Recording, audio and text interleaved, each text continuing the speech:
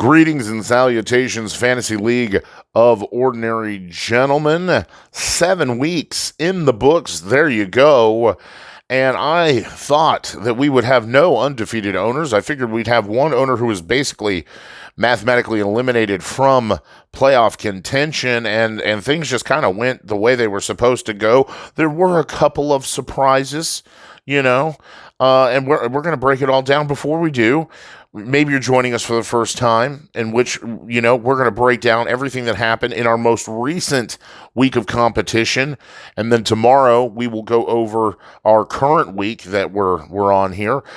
Maybe you're coming back. Maybe you're a member of the league and coming back. So I hope you're enjoying yourselves, because we're having a good time here in the Fantasy League of Ordinary Gentlemen. That better be the case, because you paid $100 to be here if you're playing and watching. Just saying. Everybody else, if they're just watching, that's free. Low production value. Man alone talking to himself in his house. His wife wonders how much must she listen to this. 4 months. That's the answer. 4 months. That's how long. So, sorry, not sorry. Anyway. Your Commissioner, Joe Johnson. I'm going to bring it all down to you. Before we do, take a moment, like and subscribe. Like I said, get us out there. Let other people know just how much fun we are indeed having. And we're going to start right now. Game 1, which went the way we knew it was going to go. Don't kid yourself, as your Commissioner, final boss, defeat. Get a little bit, not recompense, not an equivalent, revenge for what happened as the number 1 seed in the first round of the playoffs. Yeah, okay. No, but a little revenge. And I said, Jordan, Jaden Daniels couldn't even score the 10 points. And I am just, I'm just glad that I know exactly what I'm talking about when it comes to, the kind of person that I brought in here, thinking, hey, here's a person who is competitive, intelligent, can bring competitors, and you can't even score 70 points, So I knew this game was in hand from the onset, okay? Don't kid yourselves. All joking aside, it was a week that I had last week. I mean, if we look at this production compared to last week, that this lineup actually outpaces that one. We all are going to have a bad week, and thank God I did not have to play. Thought I might have to deal with little Cooper Kupp, but they held on. They're going to hold on, I think, at least for one more week. So could be, I guess, even longer than that. But short week Thursday. I mean, maybe comes in. We'll see. But here we go. Let's break down my team. 119 points. Kyler Murray does his job. James Conner, 17 points. Brian Thomas in the trade. Very happy maintaining that production. Romeo Doubs dominates the catches or targets in the game against Houston. 8 receptions, 94 yards. Marvin Harrison Jr. is starting to worry me, but the volume's there and the amount of time he was open several times. It's just, I just don't think that him and Kyler have that rapport, that build just yet. Still got a lot of football left, but still filling each other out. Jacksonville defense, my God, did that work out? I was biting my fingernails the whole time. Just, dude, I really just start Jacksonville's defense, and I did it. I scored a touchdown. Chris Boswell, the kicker, got me another great day. I could have pulled 3 players in this game, but the scoring is so close, and I don't think you really can afford to be a fancy gentleman. Now, last we know that we had 2 owners.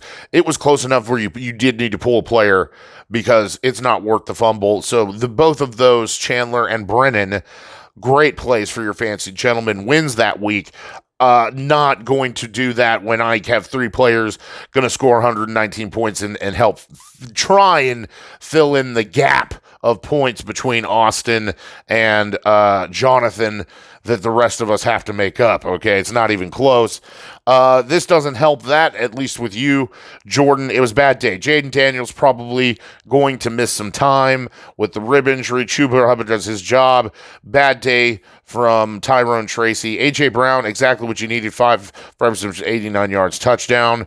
Darnell Mooney, almost hits the double digits. I'm okay with that. Dalton Kincaid. We talk about tight ends. I got 20 points sitting on the bench. With Mark Andrews, who only gets 4 receptions but turns 2 of them into touchdowns. You get a goose egg in here. Average production from your kicker and defense. It's not enough to get a win. We knew it all along, baby.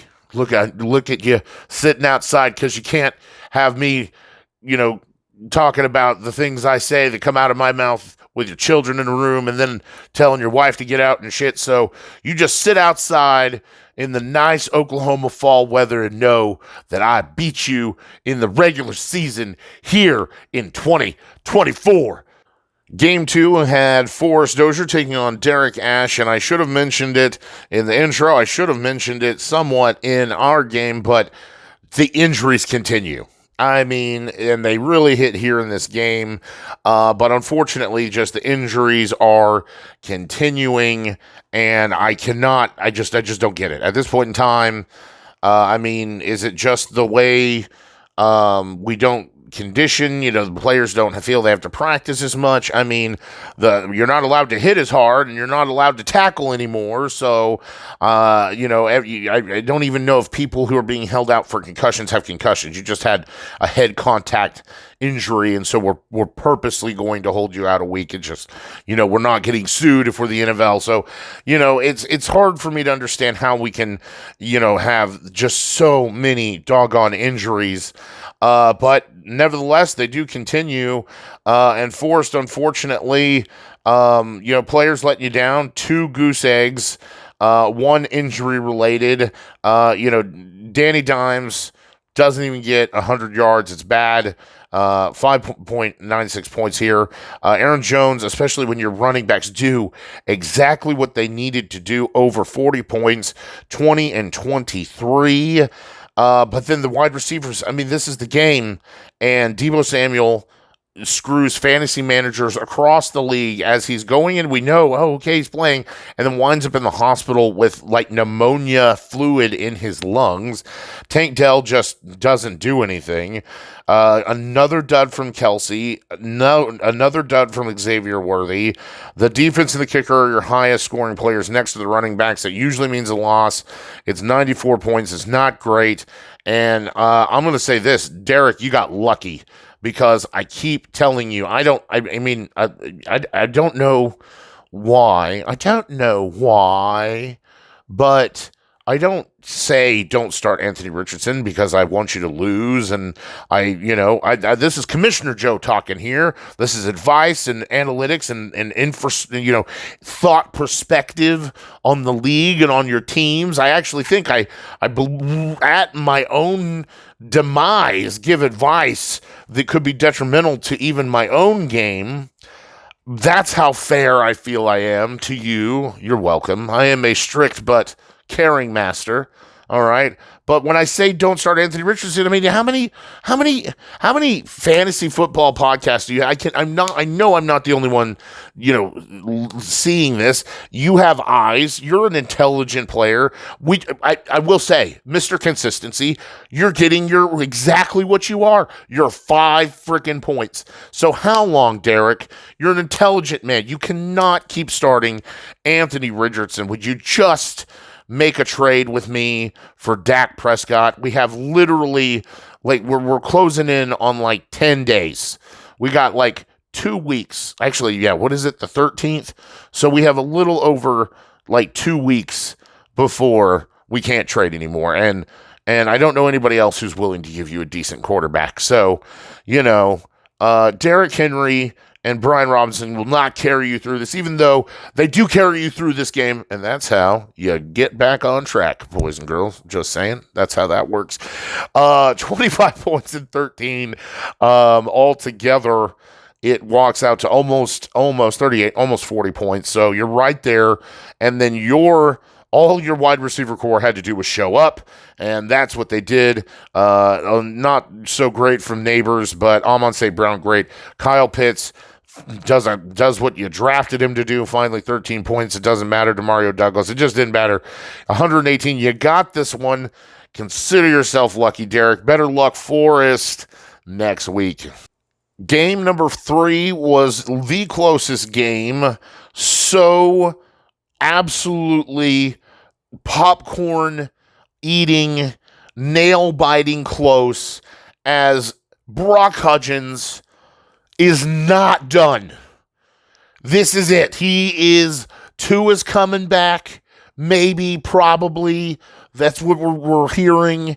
And you eke out the low point, ugly win here in the trenches of the no man's land that is Fantasy Gents, and much to your chagrin, Jack, it's like this is I've got a win here. He's the worst team in the league. I'll eliminate him from the playoffs. No, not so fast, my friends. Brauc Hudgens gets a win. We have no winless teams.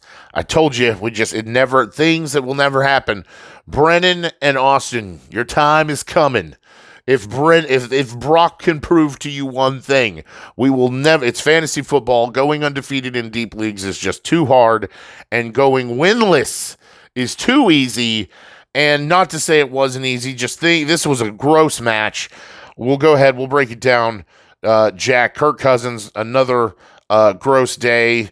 Justice Hill ends up somehow vulturing a touchdown that should have been easily Derrick Henry's, and Gibson does nothing. So it's literally exact opposite of the way I thought it would happen in last week's episode.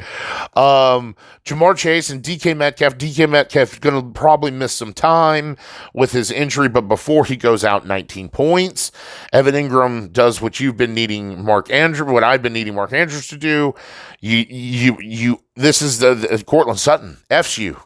Absolutely. Goose egg, and so many goose eggs, man, this week. Just not good.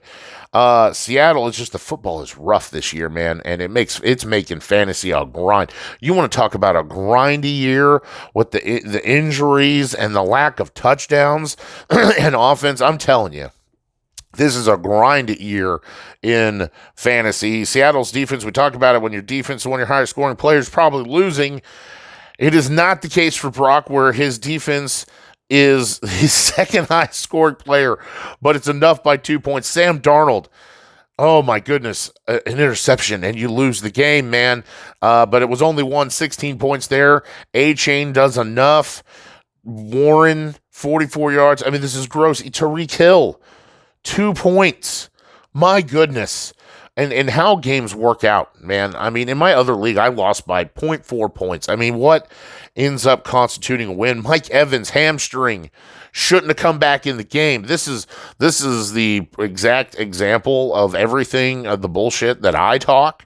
This is why you don't let a player talk you into letting them back in, because they go out there and they re-hurt themselves. But I feel this situation's a little different than some of the ones that I commentate on. Nevertheless, it is an argument that, I'll throw out here against myself. See, I'm fair.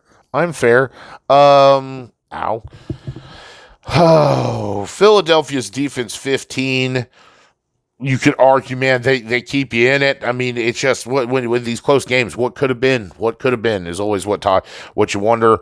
But in this one, what is all that matters, and that is Brauc is on the scoreboard.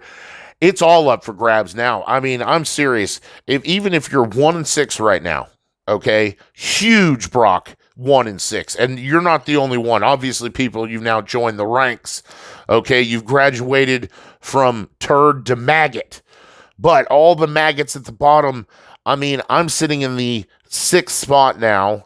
If it were to end, I have the 6th seed, and you're 3 games behind me. I'm 4-3. We have so much football left to play. Can you put together 3 wins if you're 1-6 and you're right in the middle of the pack, baby? So are you gonna hit where Austin and Brennan are 7 wins? No, man, it ain't going to happen. You kiss 1, 2, and 3 probably goodbye. But could I get a 6th? That's all that really matters, and maybe a 5th. This is why you keep fighting. Never start and quit. We're never restarting. Way to go, Brauc. And Jack will look you bounce back in week number 8.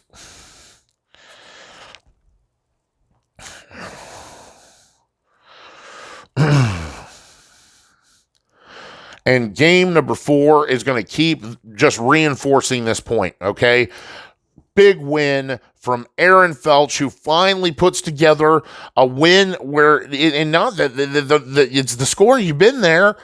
You just needed someone not to outscore you, and even though you have had some scoring problems yourself and some losses, you definitely had some high-point losses, but finally, you get that 110, you get the win, and the luck peters out for you, Evan, and it's a big win over Forever Unclean, and Jalen Hurts, big day here, 3 total touchdowns. Joe Mixon, finally back from injury, has a huge game, and without Nico Collins, I think we'll talk about it in week 8, but this is going to be a run first, play through the defense team, so I think you've got a big weeks of Joe Mixon coming. Tony Pollard, okay, 8 points. You're taking it. Tennessee, it is what it is. Michael Pittman and Jalen Reed, I hate to say it. I really, really, really hate to say it, Aaron, especially after a win. But this is why you can't. You're lucky you got the 9 points. We're back to Anthony Richardson. We're right back to where you were with him at the beginning of the season. So Anthony Richardson's back. That means Michael Pittman goes back on the bench, and you're hoping that Joe Flacco comes back, man. It's just the way it is. Jalen Reed just gets banged up, and as well. Just not the game for him. Gesicki, I actually think he is playable in week 8, just not what you look for here in this Cleveland. Cleveland is very, very good against tight ends this year. It's the one thing they can do. Kyron Williams, huge day, 2 touchdowns, 19 points. Minnesota, oh my goodness, what a game against Detroit, and they still walk away with 10 points after allowing, 29 themselves. I mean, crazy.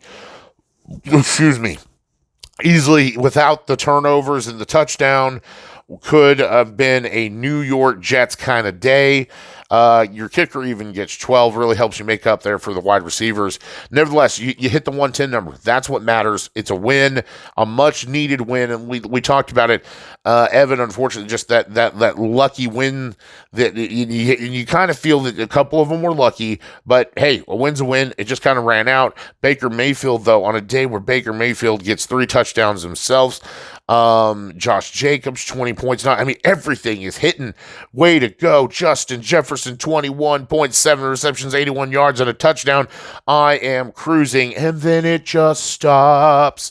Jameson Williams, suspended now, but then, -4 yards. Actually, doesn't even get a point. Isaiah Likely, 3 points.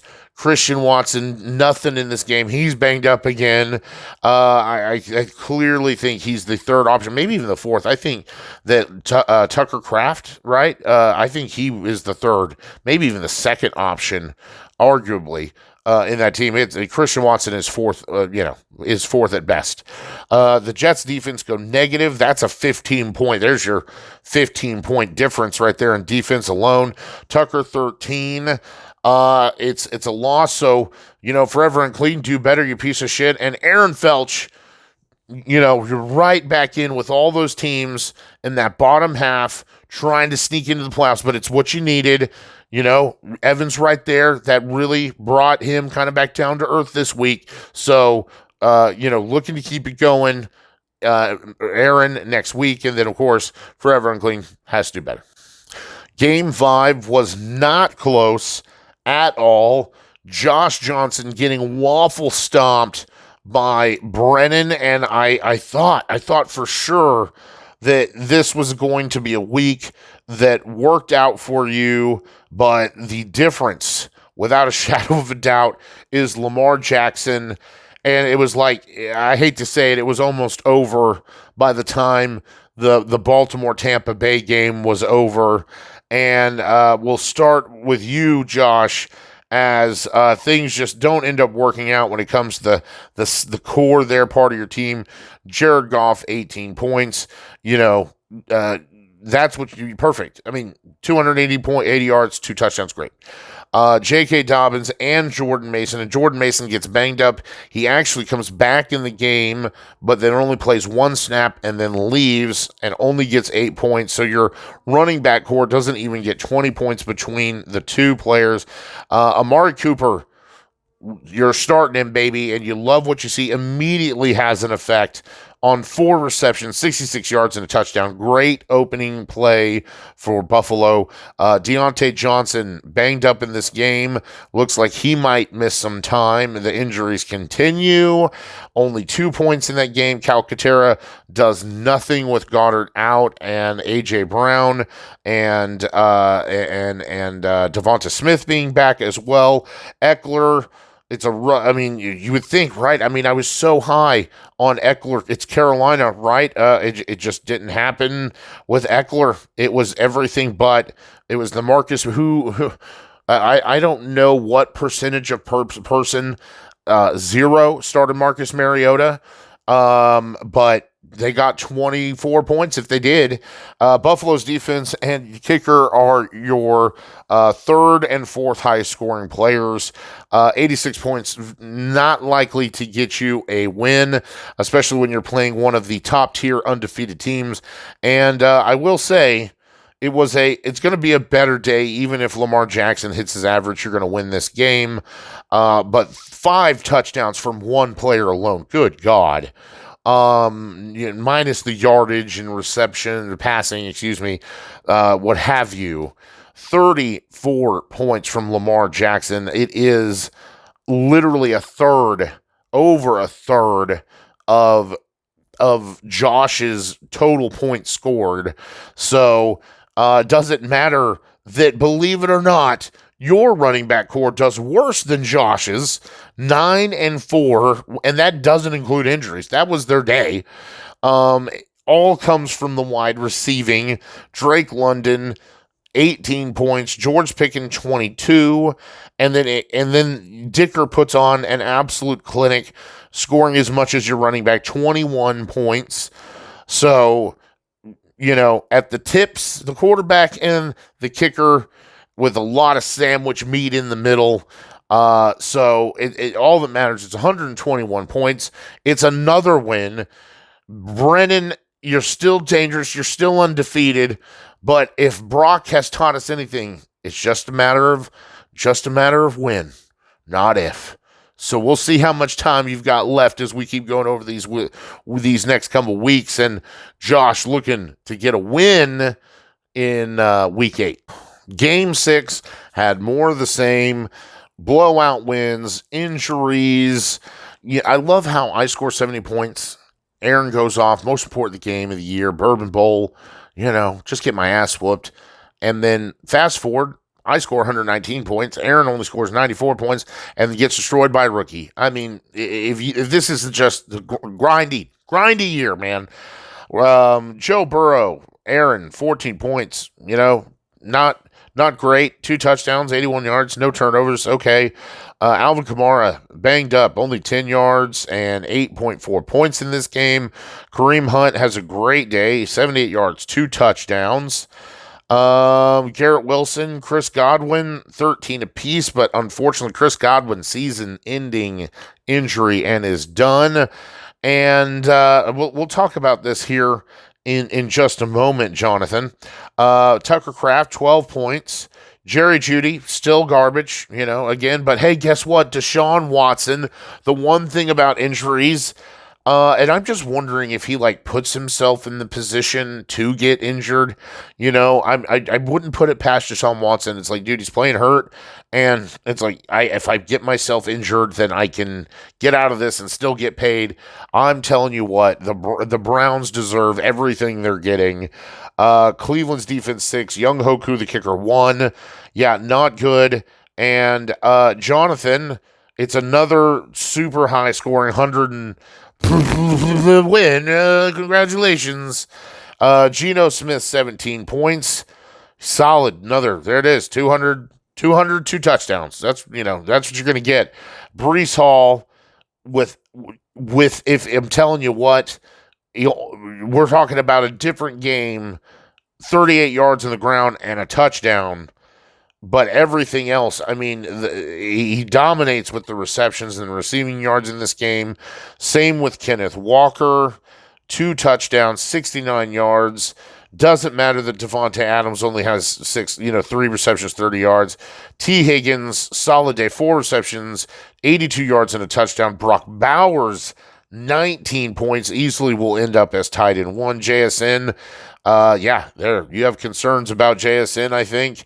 Maybe not the next couple weeks. I imagine DK Metcalf is going to miss some time. Denver's defense is really killing it for you because they're scoring running back numbers again. And McLaughlin, the kicker, it's fantastic. You get a win. You're right there hanging behind the number 1 and number 2 and the minute one of them falls, you're able to maybe sneak in there. So you've got good positioning, at least here mid part of the season. You know how you screw that up. Maybe this is my fault. Maybe I should have said something about trading with Aaron, and this man walks around with a trade rate problem. And that's the thing, you get caught up and you're like, okay, everyone knows we don't trade with Aaron Grog, and then actually someone does trade with him, and it was actually not a bad trade. So you're like lulled into this false sense of security, and so you make a trade for Kareem Hunt for T. Higgins, and we'll talk about the ramifications of that trade and how you've been diddled by Aaron Grog. And I'm sure he promised you, a pretty costume and some candy, but you just say no. Stranger danger. We'll talk about the ramifications, but I don't like it. I don't like it. But you know what? This is one of the things you had. It leaves you a little thin at wide receiver. And not to get too much into it because it's really something to talk about in week 8 since that's where we're at. But I will say that you're in a position where you can maybe afford to make that move, take a little gamble because of your record. And I tell you what, I don't understand why you people can't let Aaron Grog die. The man has lost Nico Collins. The man just lost Chris Godwin. Garrett Wilson is going to lose so much volume because of Davante Adams. Alvin Kamara is back to being banged up. His season could be done. It was done. You do 4 weeks of this.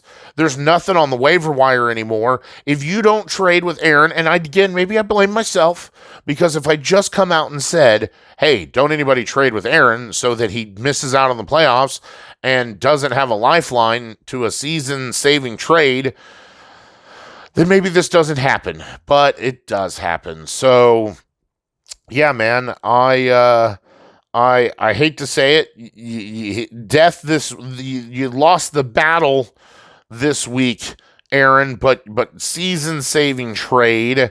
We'll talk more about it in week 8. And Jonathan, just hoping to keep it going, baby. Keep cruising in week 8. Our game of the week here in week 7 ends up and was a one-sided victory. However, a little misleading, as if it wasn't for Jahmyr Gibbs, I got it right that time, scores 32 friggin' points, absolutely changes the outcome of this game. Maybe not entirely, but I mean, 30, it would have been much closer, okay? Let me start by saying Chandler Classic, you like the production, you don't like the outcome. It's 110 points. It's there, man.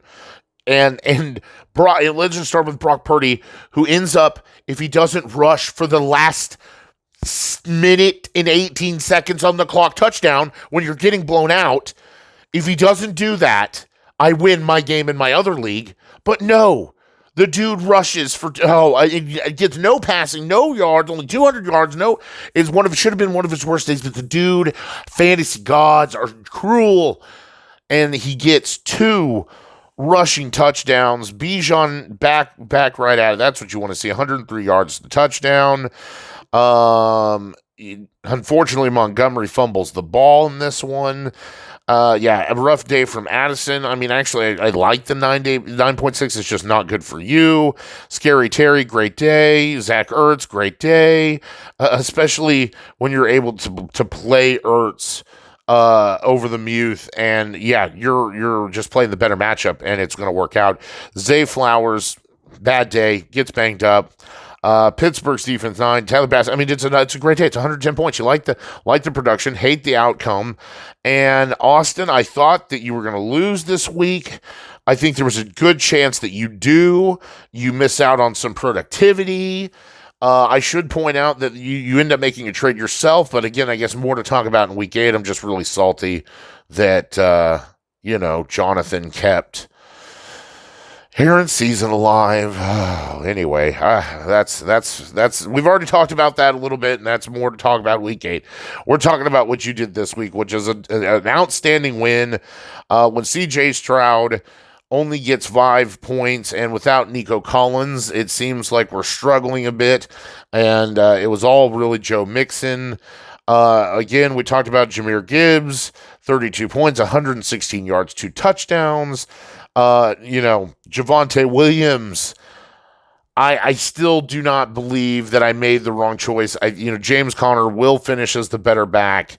The game was right for Javonte. He's got another, dude, you could have another 25 points next week with them playing Carolina.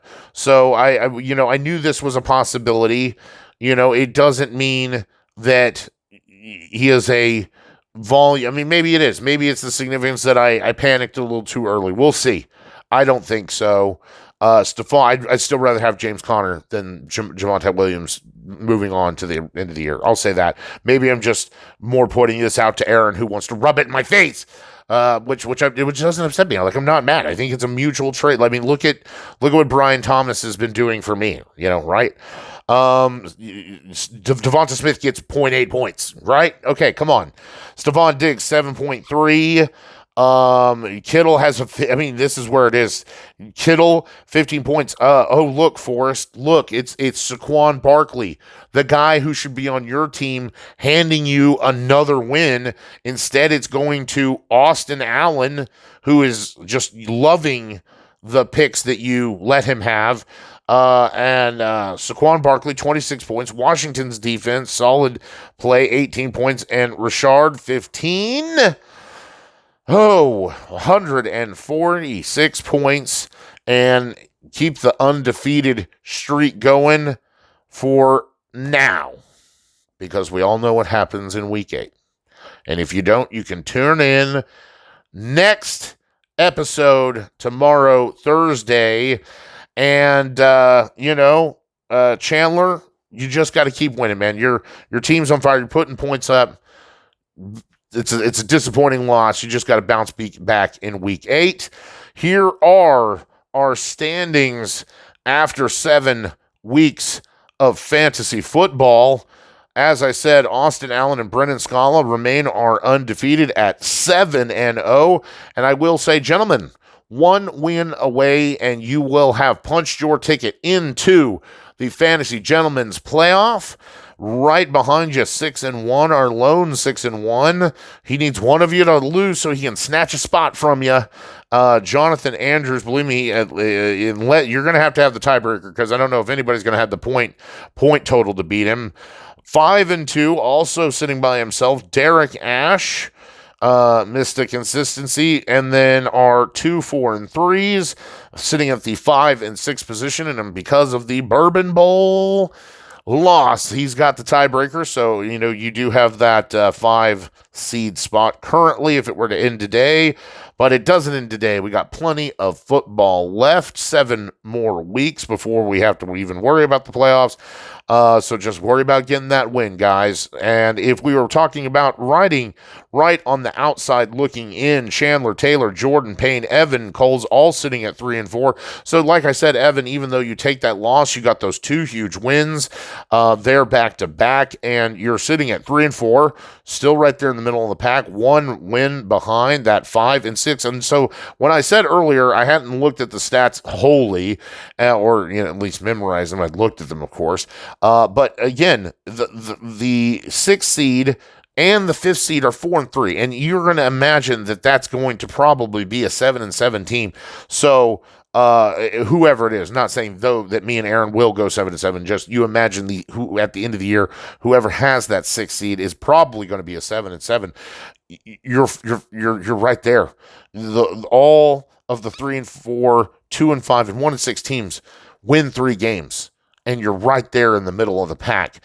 That's how close it really is when you break it down from the large perspective and not just the individual games. So Jordan Payne, Evan Coles, and Chandler Taylor, I believe I said, are 7, 8, and 9. 2-5, Joshua Johnson, Aaron Felch. So what did I say, Aaron? Huge win. Pulls you out of the 1-6, gets you right up there in that 10-11 spot, and you're only 4 spots away from that 6th seed. And then Brauc, what a huge win to get back up with Forrest. You keep Jack down with you, but again, Jack, Forrest, Brauc, like I said, right there, 3 wins, and you're right there in the 6th seed. That's all you need. It's just about making the playoffs right now. So put it together, string some, got some weeks like I was talking about. You've got, with Derek, we've got a little over 2 weeks before that trade deadline. If you're 1-6, it's not working out. Whatever it is, it's not working out. If it's 2-5, maybe you're lucky, but it's not there. 3-4, okay. 4-3, if you got to put together a trade, when you really break down your team, it's now or never in the next couple weeks. So that's it. That's week 7. We hope you have enjoyed this episode. Join us tomorrow, Thursday, for our week 8 breakdown. Thursday night football and the start of our week 8, as we have 2 weeks left before we hit the playoff push. And it's going to get, it's like I said, it's grindy, guys. Take care. Peace out.